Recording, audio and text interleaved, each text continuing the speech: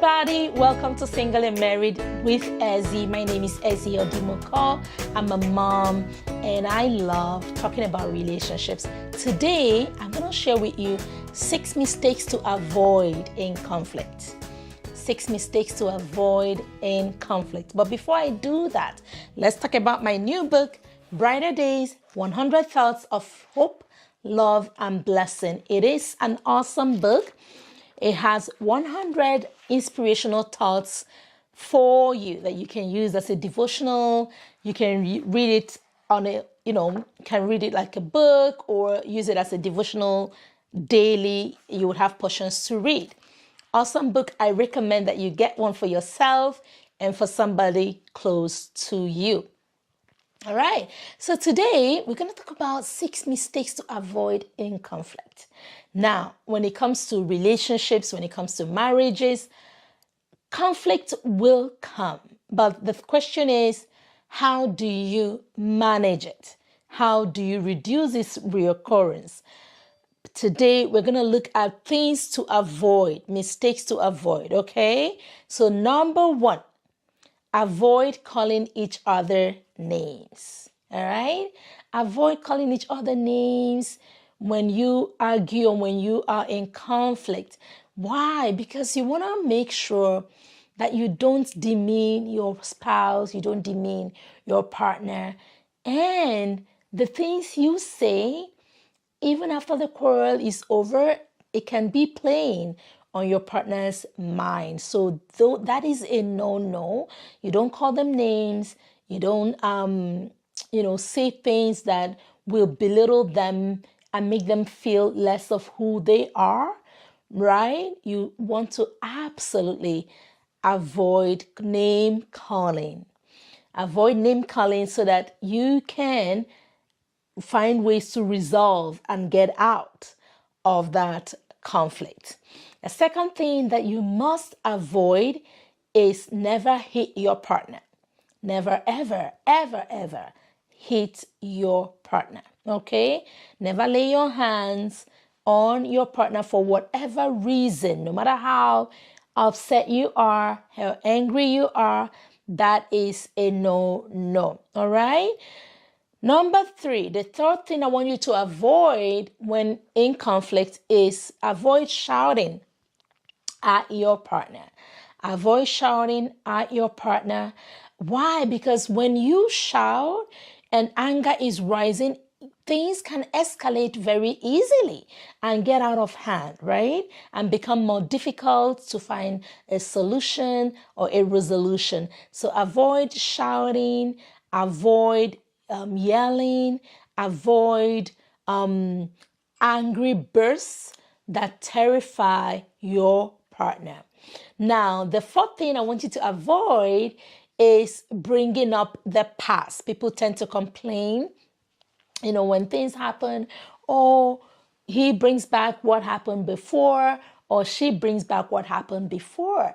Leave the past in the past. Your partner will appreciate it when you leave the things that are past in the past. That way, you guys can both focus on the present, on the issue, focus on what it is creating the conflict, what it is the problem for the moment.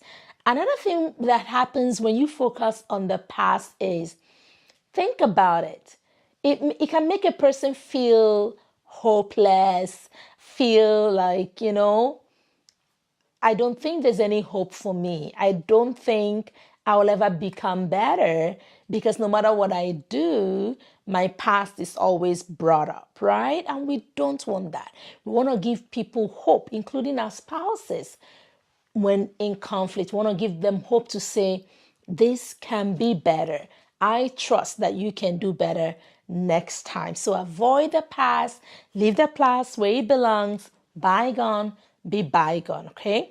And if there are issues, because sometimes there are issues that are not resolved, that yes, they might be in the past, but you're thinking this is not resolved. Yes, so if there are such things, it's best to bring them up, not at that moment with that specific a problem that you're trying to resolve, find a separate time unrelated to what is at hand, unrelated to the issue at hand, and you guys can bring up that issue from the past to say, this happened. What have we done, or what are we going to do to make sure it doesn't happen again? So yes, you can still deal with things in the past, but avoid bringing them in the midst of a new problem, because that doesn't make things better.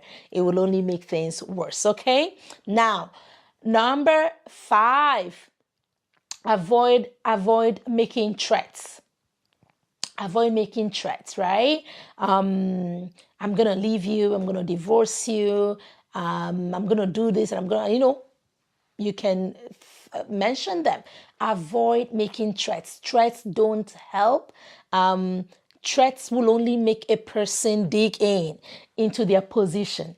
Threats will only make a person think of more ways to, hurt you, or it doesn't bring about change. It doesn't bring about a change of mind. It doesn't bring about peace. It doesn't bring about a solution. It doesn't bring about a resolution. It doesn't bring about closure. So you want to absolutely avoid threats, because threats can linger, right? If you make threats and let's say the conflict is over, the issue is resolved, how do you think your partner will feel about that threat that you made, right?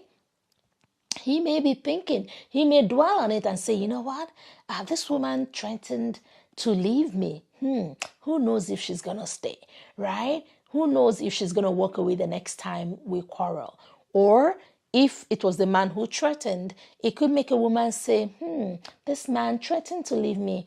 Who knows when he's going to leave, right? So you don't want those negative things to remain, to linger, to hang over your marriage, over your relationship. So absolutely avoid making threats.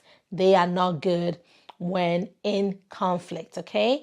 And then the 6th point I'm going to give you for today is avoid blaming your partner, right?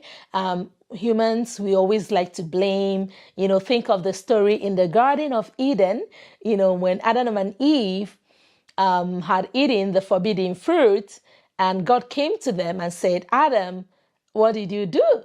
And Adam turned to Eve and said, God, it is the woman you gave me. And God came to the woman and said to the woman, Eve, what did you do? And Eve said, it's the serpent who tempted me. And God finally came to the serpent. And unfortunately, the serpent had nobody else to blame, right? So let's avoid blames, right?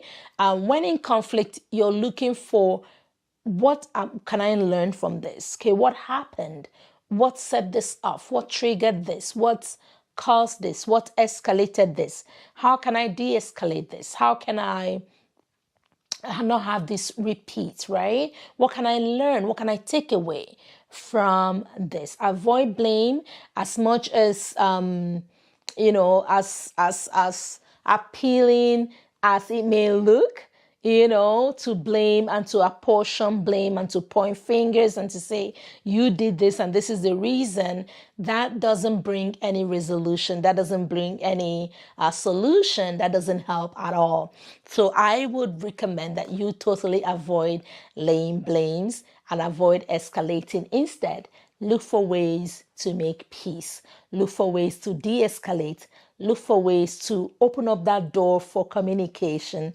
Look for ways to say, I'm sorry, right? Look for ways to temper down and to tone down so that you guys can come to a point where you can sit down and discuss what happened and what needs not to happen next time. So I hope that these 6 mistakes to avoid will help you next time when dealing with conflict. You know what not to do next time. Feel free, if you want to join my mentorship class, I hold monthly marriage mentorship classes where I teach on various topics relating to marriage and relationship. We meet online once a month and it is absolutely free. We have people joining from every part of the country.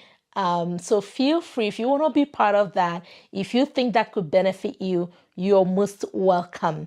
Follow the link, follow the information on the screen to be part of my mentorship class. Also, coming up in May, I will be doing episodes where I'm answering questions that you send. So if you have a relationship question, if you have a marriage question that you want me to tackle, feel free to send it to the email that you see on the screen.